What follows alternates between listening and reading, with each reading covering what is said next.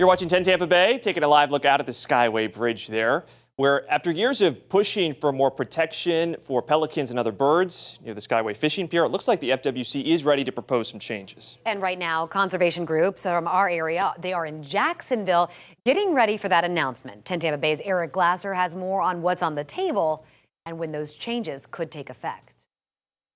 Something absolutely has to be done. For years, Kim Begay, vice chair of Friends of the Pelicans, has been fighting to save local waterfowl from painful injuries, even death.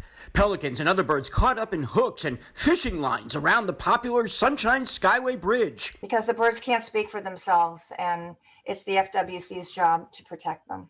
On Tuesday, at a meeting in Jacksonville, FWC is expected to propose changes at the far end of the Skyway South Fishing Pier that include a seasonal ban on multi-hook sabiki rigs, often used to catch bait fish, and treble or three-pronged hooks. It's tough enough to catch fish as it is. You know, I need whatever advantage I can have.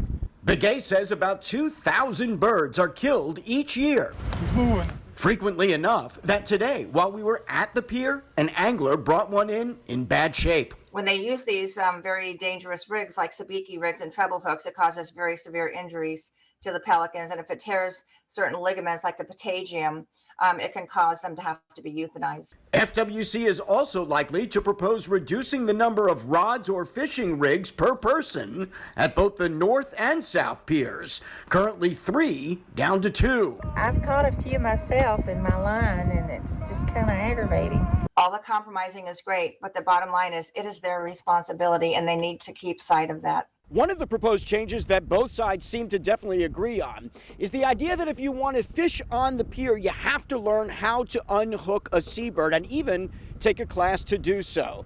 Again, the regional meeting is scheduled for tomorrow in Jacksonville with a couple of months of public comment after that and a final decision expected around mid-May. In Manatee County, Eric Glasser, 10 Tampa Bay. Now, if the FWC passes the new rules, the current proposal says that there would be a 2-year review process. Conservationists say that's too long. They would prefer 6 months or a year because if the new measures have not been effective, well, then hundreds, if not thousands of birds will continue to die there.